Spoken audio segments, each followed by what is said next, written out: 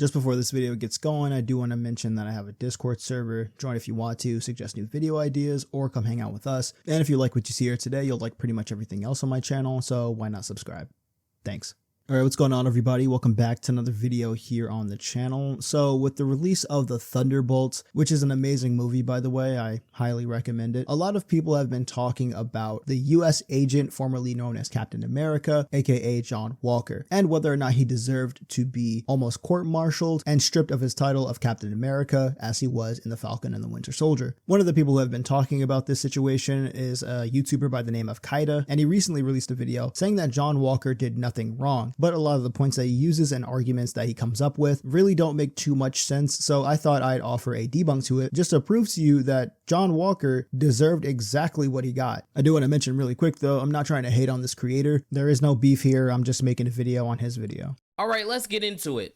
So let's get a little bit of context going into this because context is key and context matters. First of all, the writers of Falcon and the Winter Soldier absolutely despise John Walker from the start because at every opportunity they tried to make him the butt of the joke and make the heroic things that he's doing seem like it's wrong. He links up with the Falcon and the Winter Soldier trying to find Freckle Jesus, who is a legit terrorist and has been seen in the show multiple times being involved with the deaths of multiple innocent people. He's trying to find her, bring her in, and subdue her, and if he can't do any of those things, he is going to take them out, as one should. Let's fast forward because there's a lot of dumb stuff happening in the show that I'm pretty sure you don't care about. Oh yeah, and he gets his ass handed to him by the Wakandans because they're better because black, I guess. Okay, so I feel like we're already kind of getting off to a bad start. I don't know what he's really talking about when he says that the writers are trying to make John Walker the butt of every joke, because besides the scene where Sam and Bucky first meet John Walker and they end up taking that ride in the army jeep, it's not like they're sitting there cracking jokes on him. However, if you meant it in the sense that nobody seems to really respect him, then okay, that's expected. He's a new Captain America that I guess might be respected by American people, but when it comes to foreigners and foreign countries where this TV show largely takes place, that doesn't mean anything. Even in the comics, John Walker is described as somebody who thinks with his fists first and doesn't always think things through unless he has to. He's also somebody who struggles with being inferior, and we could see that in the show when he steals the last vial of super soldier serum after he knocks out Baron Zemo. This was of course after being beat up by the Dora Milaje, who were there to bring in Baron Zemo for him killing T'Chaka. Also, that part at the end about because they're black is the reason why the Dora Milaje won that fight is a really stupid thing to say, because even if you consider the fact that you might have ignored the comic books and only paid attention to the MCU, you would still know that the Dora Milaje are some of the finest warriors on the planet. I mean, they're quite literally the bodyguards and protectors of the King of Wakanda. Someone who wears a full vibranium suit and is skilled in multiple forms of martial arts is very smart and can defend himself quite easily without their help. So yes, them going toe-to-toe with a pre-super soldier serum John Walker, which ends in him getting scraped off the pavement, shouldn't really be surprising when you consider what I just said. But remember guys, context matters and it's really important. Who is this nigga?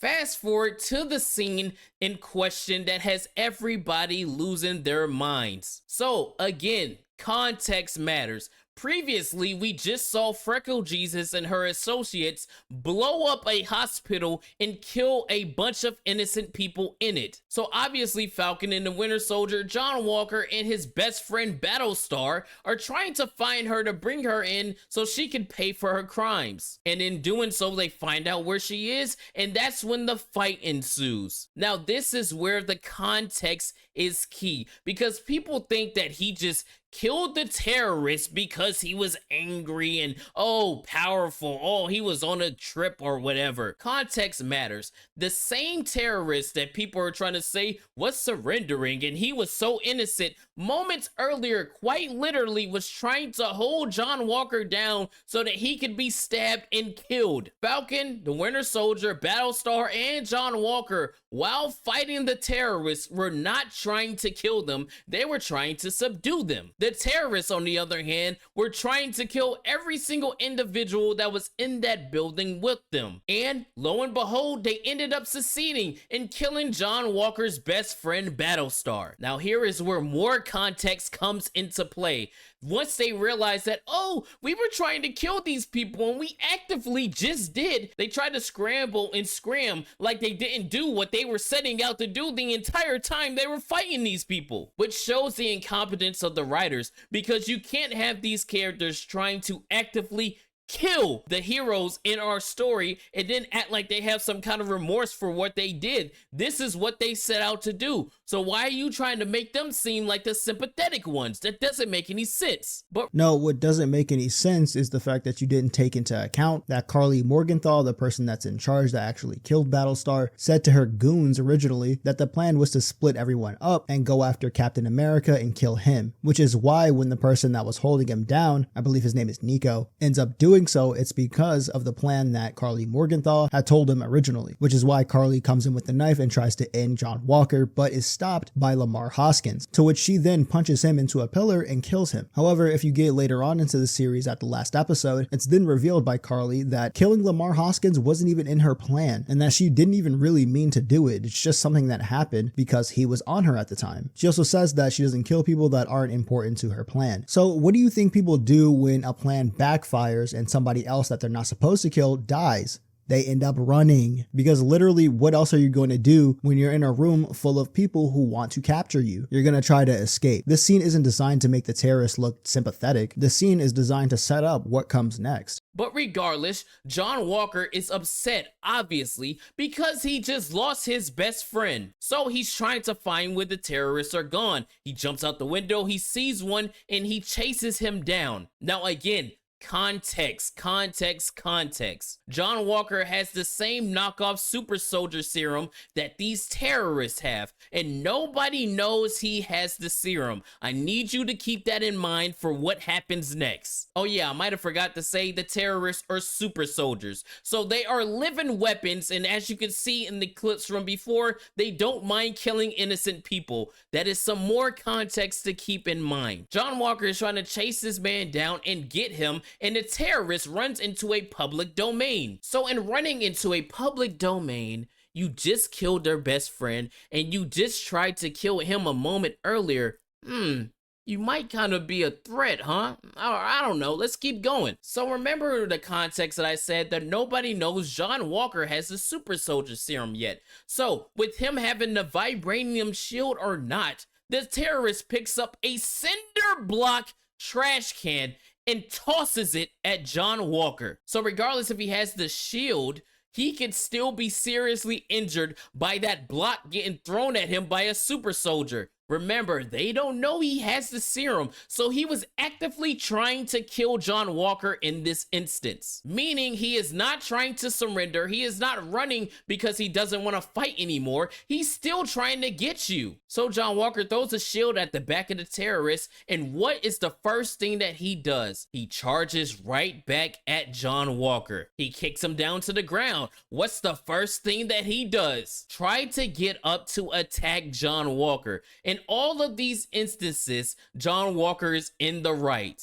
And then we get to the moment that has everybody up in arms when he starts slamming his shield down on the terrorist. I've seen multiple arguments for this situation saying, oh, he shouldn't have done that. Oh, he was in control of the situation. Let's break down all of the... Wow. Okay. There's a couple of things wrong with what you just said. Number one, that trash can was not killing him. Wouldn't it make more sense if somebody was trying to kill you, they'd be running at you instead of running away from you, trying anything that they could to get away? Anything like a garbage can, for example, that they can pick up and throw at you to distract you. On top of that, I don't know what you mean by saying whether or not he had the shield. The terrorist knew he had the shield. He literally was just fighting with it. Now, of course, at this time, if we were to ask the terrorist if John has the super soldier serum, he'd probably say no. Why? Because earlier when Morgenthau is sharing plans to kill Captain America, he quite literally says that all the vials have been destroyed. Why does that matter? Well, because Kaida just said that nobody knows John Walker has the super soldier serum. But the thing is, that doesn't matter because John Walker knew that he had the super soldier serum. It will be one thing to say like, okay, yeah, without the shield and a super soldier serum, that cinder block would have done a lot of damage, but that's not the case. So with John Walker being the only one that knows that he has the super soldier serum, and with him being the one that's giving chase, he's the only one that knows it's somewhat of a fair fight, therefore not making it right when he kills the guy. But let's see what rebuttals you give to the arguments people pose. Down all of the arguments, shall we? Argument number one,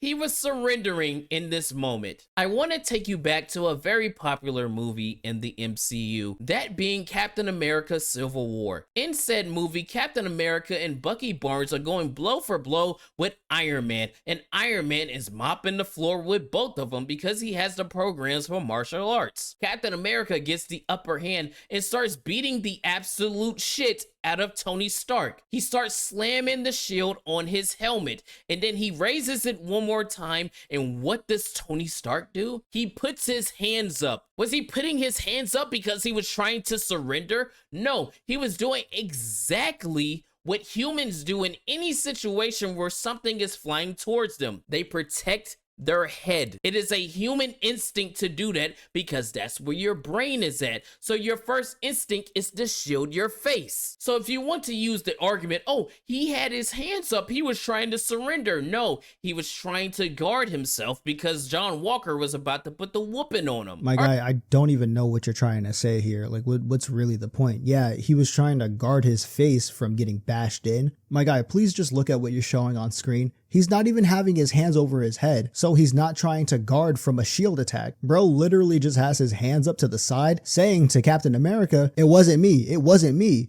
I think it's even funnier because John Walker, in the moment before he actually raised his shield up, sat there and looked at that guy in his eyes right before he killed him. So it's not even like it was a split-second decision. This guy wanted to kill him. Argument number 2. Oh, he shouldn't have done this in such a public space. So you're telling me you're only upset because he happened to kill a terrorist in front of a bunch of civilians? Would you have been upset if they were in the warehouse and he killed this man the exact same way? No, you wouldn't be. In fact, if they were trying to kill him, y'all wouldn't have a problem with it. Do you want to know why? I want to take you back to another classic Marvel movie, Captain America the Winter Soldier. In said movie, Captain America is going one-on-one with the Winter Soldier, and in this moment, he has no idea that this is Buchanan Barnes. He is actively trying to kill this man, and this is in the public view of all the bystanders running around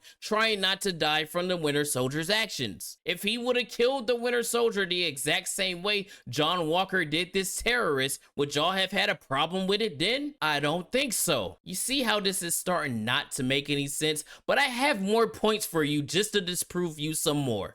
No, me personally, I still kind of would have had a problem with it if they even killed the guy in the warehouse, because Captain America doesn't kill when it's not necessary. I'd argue that the beginning of Captain America the Winter Soldier, where he's fighting those guys on the boat, is more justifiable than what John Walker did. Number one, that boat was out in the middle of the ocean and not in a public square. Two, there were very important hostages on that boat, SHIELD operatives as a matter of fact, and Captain America really doesn't kill all those guys. You could probably argue that the two that fall off of the boat might have been dead, maybe due to drowning or because they hit the water too hard, but by the time you come to that conclusion, this situation is already diverted so much from John Walker's that it kind of just doesn't really matter. Now let's talk about the fight with Bucky that he mentions. He's showing these clips in the wrong order. Now I took the liberty of going back and watching the actual movie, and if you do the same thing, you tell me where the people are. In the scene that he's talking about where they're 1v1ing, there's literally nobody in frame. And finally, yes, I feel like a lot of people would be mad if Captain America killed the Winter Soldier in the exact same way that John Walker killed the terrorist. Why? Mostly because they would have wasted Bucky as a character, and people would have likened it to how the MCU wasted Ultron. And just as a cherry on top, Captain America wasn't trying to kill Bucky in this situation, and he actually does find out that it is Bucky after he rips his mask off towards the end of the fight. Argument number 3. He was in control when he had his foot on the terrorist. That is such a dumb argument because of the context that I mentioned earlier. Remember, nobody knows that John Walker has this super soldier serum. When John Walker has the terrorist on the ground, who's to say that when John Walker let up, the terrorist doesn't try to get one up on him and kill him? Who's to say that he doesn't try to grab his leg and break it because he doesn't know that he has a super soldier serum? There are so many variables in that moment. They're like, oh, he's in control. No, you don't know that. The man just actively tried to kill him 5 seconds prior. There's no reason why he should give this guy the benefit of the doubt. This is once again a stupid argument. If you have your foot on somebody and they're actively saying it wasn't me with their hands up, not in defense of their head by the way, but in a hey, I'm waving the white flag kind of way, you got me, my hands are up, how does that not mean he's in control? What do you want him to do? Put handcuffs on him or something? If I remember correctly, the only handcuffs that I've seen him use was when John Walker put the cuffs on Baron Zemo to keep him from running away, which also didn't work. Doubt. Argument number 3. He was clearly running away because he wanted to surrender. Nope. Really, he was running away because he wanted to surrender and not because the writers are stupid and try to make them feel like they had some kind of empathy because they killed one of the dudes that they were actively trying to kill in the building? Okay, sure. But let me use that argument though. If he kept running in that plaza with all those civilians, who's to say that he wouldn't have used one of the civilians as a human shield for him to get out of that situation, or God forbid harm one of them in order to deter John Walker's attention away from him so that he could go attend to the civilians? There's so many variables and arguments that make y'all so wrong in this situation. Now, I get what he's trying to say here, but he's not representing the story or what's happening correctly. The writers aren't making them run to make them seem sympathetic or empathetic or whatever you say. It's literally because their plan B failed, and that's what usually happens when plans fail. You try to regroup elsewhere, especially in a situation like this. There's so many variables and arguments that make y'all so wrong in this situation. But this is most importantly the last argument that I love to combat. Steve Rogers would never do anything like this. So you're telling me Steve Rogers wouldn't kill unarmed terrorists or unsuspecting terrorists?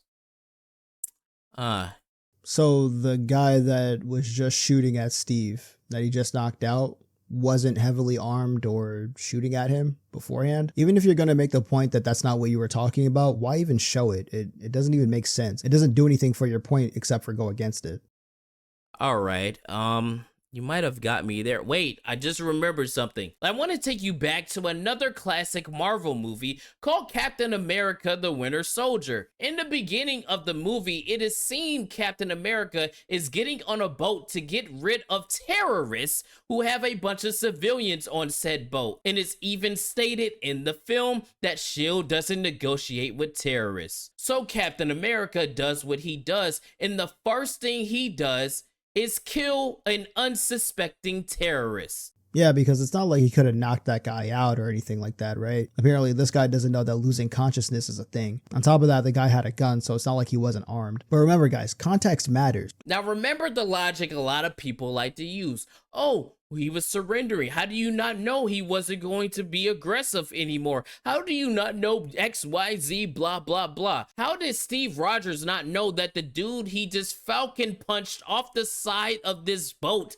wasn't going to surrender when they saw Captain America? Oh, John Walker just slammed his shield, basically cutting this dude in half with his shield. Steve Rogers would never do that. He literally kicked a man's spine into the side of a boat to fall into the ocean and drown in it. Let's be serious here. I don't know why people like to pretend like there's some kind of no-kill rule in the MCU when they've been offing motherfuckers since the very first movie. Hell, in one of the first scenes in Civil War where you see Captain America, he is actively breaking people's necks, spines, legs, and all kind of things. So why are we pretending like this is some kind of new thing in the MCU? Oh, because he kept slamming. He just lost his best friend. Do you not think that Captain America would try to kill the person who killed Bucky Barnes right in front of him? Hold on. Okay, I'm not gonna lie. I could probably see an argument for you making the case that that guy actually died. Not gonna lie. It was pretty funny to watch that. But just like the other guys on the boat that he's also trying to attack right now aren't surrendering, that other guy probably wouldn't have either. I mean, can you not see how those are two different scenarios? That guy that he kicked into the ocean happened under the cover of night in the middle of the ocean and on a boat where really nobody else was there except for the hostages and the captors. John Walker chased someone down in public, got him on his back, took a moment to catch his breath,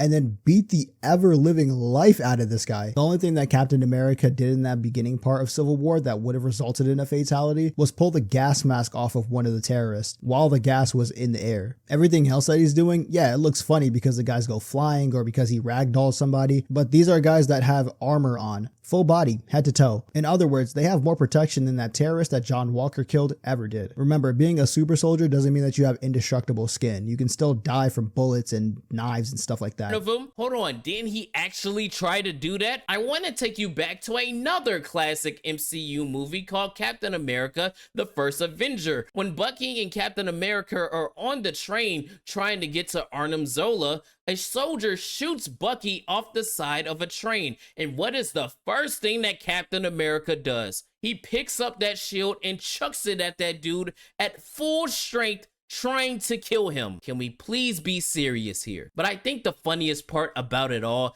is the fact that the writers are the ones who don't understand this situation the most. Yeah, Bucky getting shot off a train is absolutely hilarious, by the way. But I don't really know where he's getting it from that Captain America was trying to kill this tank of a human being, when all he does is just throw his shield at him and knocks him back. That's gonna kill him? You're seriously saying that that's Captain America trying to kill somebody? Right.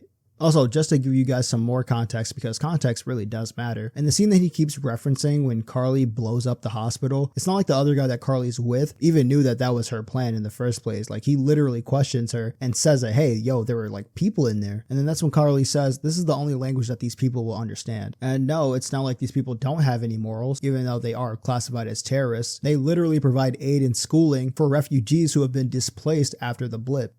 It's the fact that the writers are the ones who don't understand this situation the most. Because if the writers understood the story that they were trying to tell with this character and the arc that he was going on, of course, what he just did was gruesome. Of course, what he just did might seem unstable because he just took a newly acquired super soldier serum. And that all would work if you didn't have the previous context of the scenes prior. If you didn't have the terrorists actively trying to kill them, if you didn't have the terrorist succeed in killing one of his friends, if you didn't have the terrorist continuing trying to harm John Walker, if you didn't have a previous scene showcasing that these people have no empathy and are willing to blow up hospitals in order to get their message across. You can't try to make the hero seem like he's in the wrong when the people he's going against have no morals. I saw an idiot on Twitter saying, oh,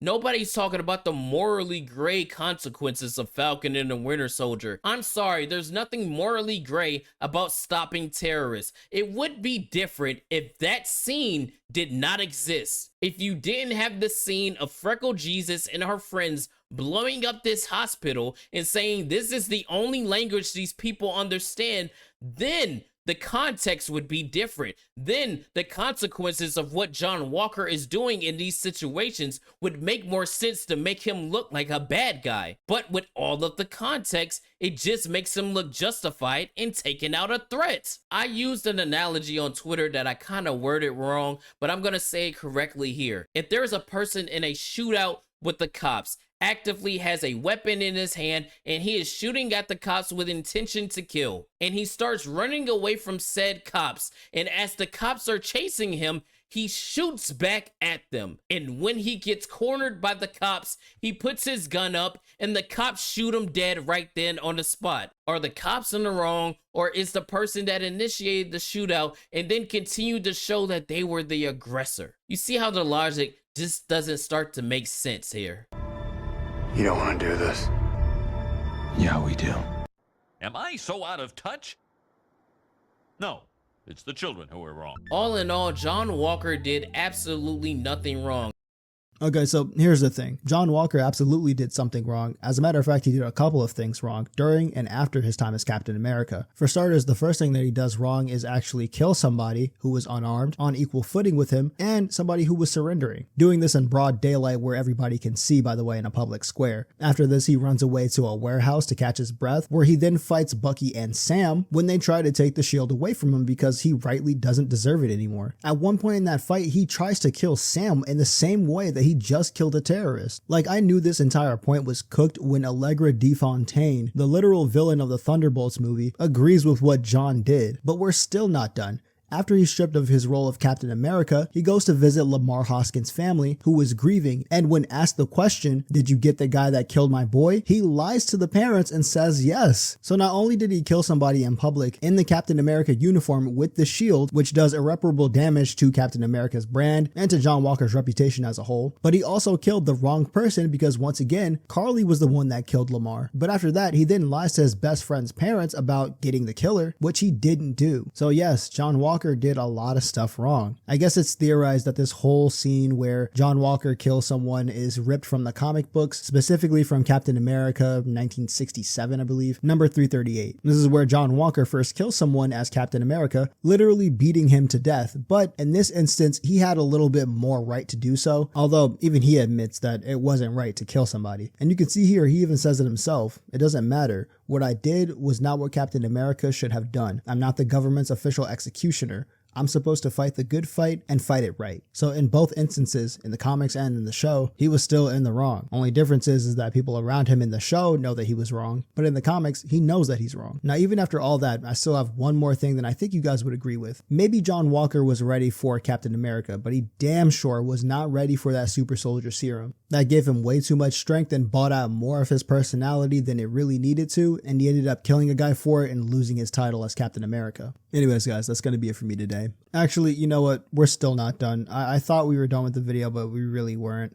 The craziest part is he might have been the only actual hero in the show. Remember, he's the only one to save somebody throughout the entirety of that series, being in the final episode grabbing the bus full of civilians. Bucky didn't do that. Falcon definitely didn't do that, talking about you shouldn't call them terrorists even though they blew up a hospital full of innocent people. John Walker doesn't save anybody. During that scene, he literally gets dragged away by other terrorists, so he's physically incapable of saving those people. You know who does save them though? The person that you just lied on, Sam, or the Falcon. He's the one who gets in front of that armored vehicle with all the passengers inside and stops it from falling. Want proof? Here's a picture. God, that show is so fucking stupid. And it shows how the writers are the real villains here and don't understand morality or good deeds or anything like that, and they unironically made John Walker one of the best characters in the entire MCU. And even in the Thunderbolts, he kept that momentum. He kept that we need to get the job done. Here is the plan. Let's do all these things. Hell, there's a moment in the film where Yelena makes a plan and disregards everything that John Walker said,